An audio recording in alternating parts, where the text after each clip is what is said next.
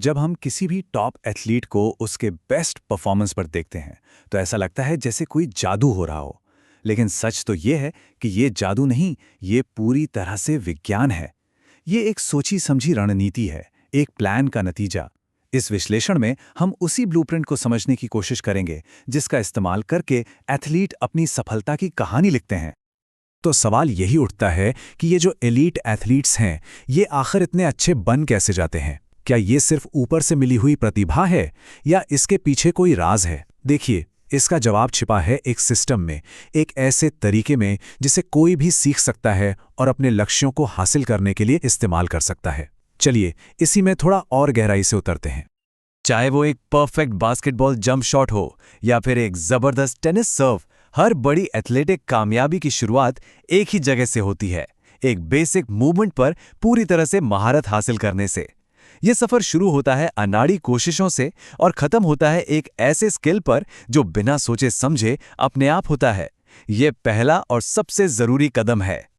यहां पर ना तकनीक और कौशल के बीच का फर्क समझना बहुत जरूरी है। देखिए, तकनीक वो है जो किताबों में लिखी है, किसी मूवमेंट को करने का एकदम आदर्श टेक्स्ट बुक तरीका। लेकिन कौशल उस तकनीक को असल जिंदगी में, दबाव में और बिना ज्यादा सोचे समझे बार बार सही तरीके से कर पाने की हमारी अपनी क्षमता है। असली मकसद सिर्फ तकनीक जानना नहीं, बल्कि उसे एक सच्चे कौशल में बदलना है।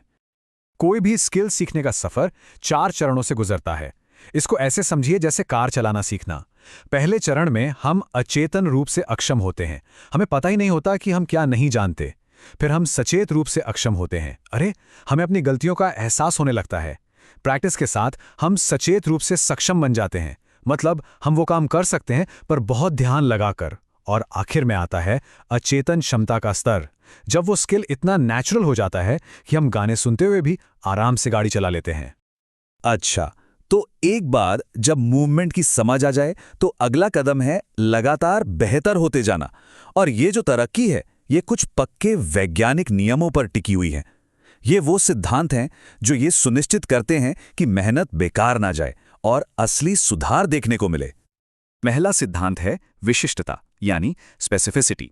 इसका मतलब बहुत सीधा सा है, हमारा शरीर सिर्फ उसी चीज के लिए खुद को ढालता है जिसकी हम ट्रेनिंग करते हैं। अगर कोई 100 मीटर का स्प्रिंटर है तो वो मैराथन दौड़कर अपनी स्पीड नहीं बढ़ा सकता, उसे स्प्रिंटिंग की ही प्रैक्टिस करनी होगी। ट्रेनिंग हमेशा लक्ष्य के हिसाब से ही होनी चाहिए, एकदम सटीक। अगला सिद्धांत है ओवरलोड।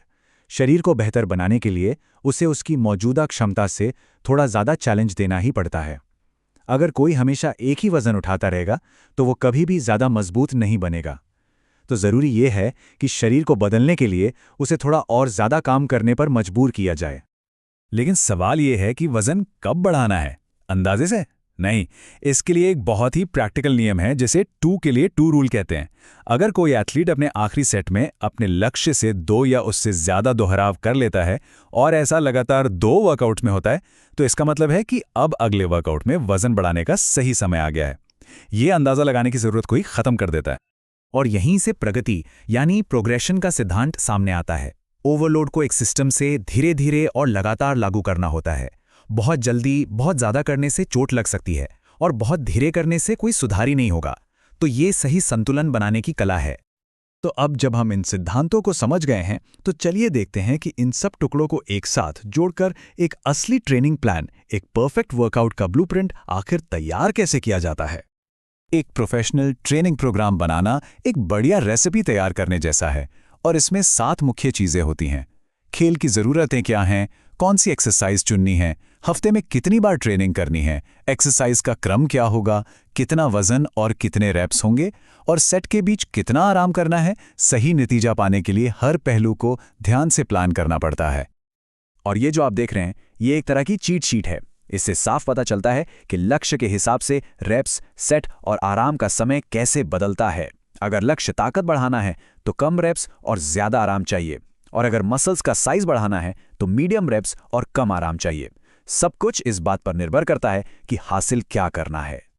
अब हम एक अकेले वर्कआउट से आगे बढ़कर पूरे साल की योजना पर नजर डालेंगे। देखिए, एथलीट अचानक से अपने पीक पर नहीं पहुंचते हैं। वे अपनी ट्रेनिंग को इस तरह से डिजाइन करते हैं कि जब सबसे जरूरी मुकाबला हो तो वे अपने सबसे बेहतरीन फॉर्म में हो। इस पूरी प्रक्रिया को पीरियोडाइजेशन कहते हैं। इसमें ट्रेनिंग के साल को अलग अलग हिस्सों में बांट दिया जाता है। तैयारी के दौर में नींव बनाई जाती है, फिर धीरे धीरे ट्रेनिंग की इंटेंसिटी बढ़ती है। प्रतियोगिता के समय एथलीट अपने चरम पर पहुंचता है और आखिर में रिकवरी के लिए एक ट्रांजिशनल पीरियड होता है। पीरियडाइजेशन का ये जो कॉन्सेप्ट है, ये बहुत दिलचस्प है। जैसे जैसे कंपटीशन पास आता है, कुल काम की मात्रा यानी वॉल्यूम कम हो जाती है और ट्रेनिंग की मुश्किल यानी इंटेंसिटी बढ़ जाती है। इससे ये पक्का होता है कि एथलीट मुकाबले के दिन थका हुआ ना हो और अपना बेस्ट परफॉर्मेंस देने के लिए पूरी तरह से तैयार हो। लेकिन इन सभी योजनाओं और सिद्धांतों के बीच में एक चीज है जो सबसे ज्यादा जरूरी है, और वो है सुरक्षा। क्योंकि बिना सुरक्षित रहे कोई भी तरक्की ज्यादा दिन तक टिक नहीं सकती। इसलिए स्मार्ट ट्रेनिंग का मतलब ही है सुरक्षित ट्रेनिंग। और ये कुछ ऐसे नियम हैं जिनसे कभी कोई समझौता नहीं किया जा सकता। ट्रेनिंग से पहले मेडिकल जांच करवाना, एक सही निगरानी में ट्रेनिंग करना, भार को धीरे धीरे बढ़ाना और किसी इमरजेंसी के लिए एक प्लान तैयार रखना, ये वो नींव है जिस पर एक एथलीट की पूरी इमारत खड़ी होती है। तो आखिर में मूल संदेश यही है, एक स्मार्ट ट्रेनिंग प्लान सिर्फ एक कंपटीशन जीतने के लिए नहीं होता, ये एक एथलीट के करियर को सालों तक बनाए रखने के लिए होता है। असली लक्ष्य है लंबी अवधि का विकास, ना कि कुछ ही हफ्तों में पूरी तरह से थक जाना। तो अब ब्लूप्रिंट सामने है, सिद्धांत, चरण और रणनीतियां सब कुछ साफ है। अब सवाल सिर्फ ये है कि इन औजारों का इस्तेमाल करके क्या बनाया जाएगा। ये हर उस इंसान पर निर्भर करता है जो अपनी सीमाओं को तोड़कर आगे बढ़ना चाहता है।